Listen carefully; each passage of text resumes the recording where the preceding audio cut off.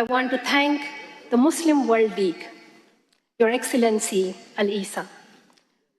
You have brought us together to address the barriers holding girls back from their right to go to school and the resources they need to learn. So first, we should begin by recognizing what we are up against: a crisis that holds our economies back by hundreds of billions in lost growth. A crisis harming health, safety, and security of our people. If we do not tackle this crisis, our society will not thrive as it should. If we do not tackle this crisis, we will fail to live up to Islam's fundamental values of seeking knowledge. This conference and your presence today is an encouraging first step.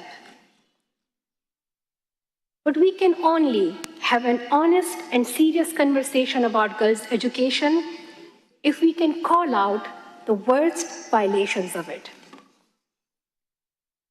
When we talk about the crises in Palestine, Afghanistan, Yemen, Sudan, and many other Muslim countries, rarely do we focus on how the entire future of girls is stolen. Their education is taken away. In Gaza, Israel has decimated the entire education system. They have bombed all universities, destroyed 90% of schools, and indiscriminately attacked civilians sheltering in school buildings. I will continue to call out Israel's violations of international law and human rights. And future. A Palestinian girl cannot have the future she deserves if her school is bombed and her family is killed. Girls are living under a dire situation in our Ummah, in Yemen, Sudan, and many countries, facing poverty, violence, and forced marriages. And in Afghanistan, an entire generation of girls is being robbed of their future.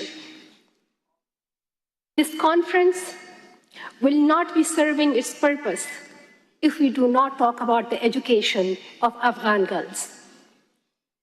Because Afghanistan is the only country in the world where girls are completely banned from education beyond grade 6. For the past 3.5 years, the Taliban have ripped away the right to learn from every Afghan girl. They have weaponized our faith, to justify it. The Taliban are explicit about their mission. They want to eliminate women and girls from every aspect of public life and erase them from society. They have created a system of gender apartheid. The Taliban have issued more than 100 laws to strip away women's rights, including their right to education, employment, healthcare, and every basic freedom you can think of. Their cruelty knows no bounds. Under their system of gender apartheid, the Taliban are punishing women and girls who dare to break their obscure laws by beating them up, detaining them, and harming them. Simply put, the Taliban do not see women as human beings. They cloak their crimes in cultural and religious justification. But let us be absolutely clear. There is nothing Islamic about this. These policies do not reflect the teachings of Islam. In fact, they go against everything our faith stands for. They are violations of human rights, and no cultural or religious excuse can justify them. I have a message for everyone in this room, to ministers and government representatives, to intellectuals, scholars, and public figures. As Muslim leaders, now is the time to raise your voice. Use your power. You can show true leadership. You can show true Islam. Afghan women and girls must be free to shape their own future. The very loudest champions of their cause must be fellow Muslims, leaders such as yourselves. So here are a few things that you can do right now to go beyond empty statements and stand up for Afghan women and girls. First, recognize the Taliban regime as perpetrators of gender apartheid. Do not legitimize them. Do not make compromises on our faith. Second, support the Crime Against Humanity Treaty, a global effort to codify gender apartheid in international law and hold the Taliban accountable. Push your governments to engage in the process. It is time we have real tools to prevent an extremist regime from systematically erasing women and girls like the Taliban are doing. The path forward for Afghanistan lies in political solutions instead of military force, and in using the power of international law and human rights to bring justice. The path forward also requires a united voice from Muslim scholars, a united voice from Muslim scholars to openly challenge and denounce the Taliban's oppressive laws. We must be the narrators of our faith. We must speak for what Islam stands for. That means looking at the situation of girls' education in all Muslim countries. As I stand here, I am imagining this conference as the beginning of a new journey.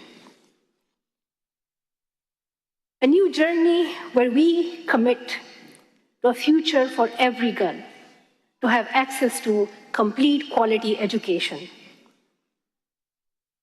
And we make this vision a reality in our lifetime.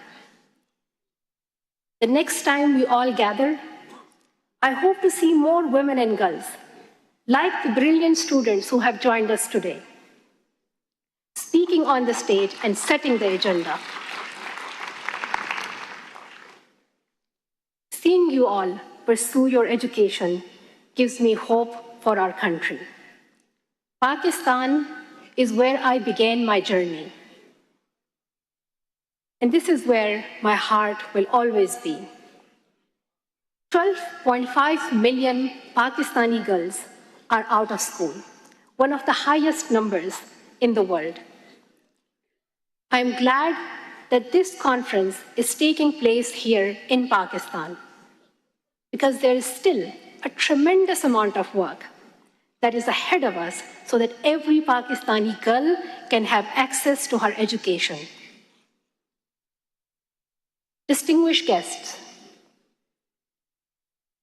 championing girls' education is the mission of my life. I'm here to tell you that girls around the world need us to act today. These girls need us to act for their education today, not next year, not next decade. So I ask you all in this room and your leaders, protect every girl's right to go to school for a complete 12 years.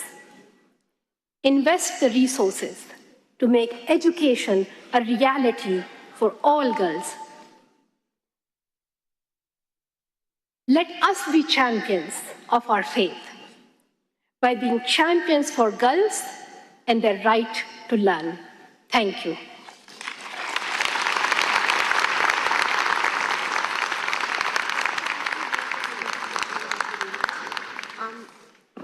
Malala, we would like to hold you here on the stage for a minute because the Muslim World League wants to present with an honorary shield for your efforts for girls' education. And I would request His Excellency Sheikh Dr. Muhammad bin Abdul Karim Al Isa, the Secretary General of the Muslim World League, to present Malala with this honorary shield, the award.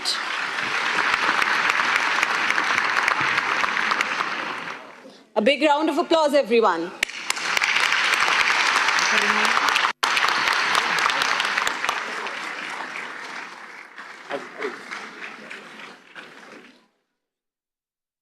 And an active presence in religious matters and in the science, politics, economics, and societal affairs throughout the history.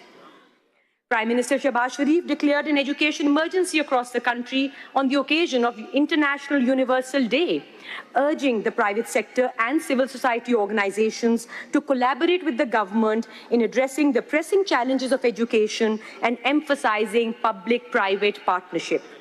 To tackle the dropout rate and to encourage children to complete their education, he also announced scholarships and other incentives. Positive parenting, ladies and gentlemen, also plays a crucial role in advancing. Malala Yousafzai का आलमी conference में आपने खिताब सुना। दीगर खबरों की जाने पड़ेंगे और अब आपको बताएंगे लाहौर में शाहदरा महराज पार्क के करीब नौजवान ने खुदकुशी कर ली। 30 साला नौजवान खुद को गोली मारकर जिंदगी का खात्मा कर लिया। अपडेट कर रहे हैं आपको लाहौर से। अफसोसनाक खबर है जहां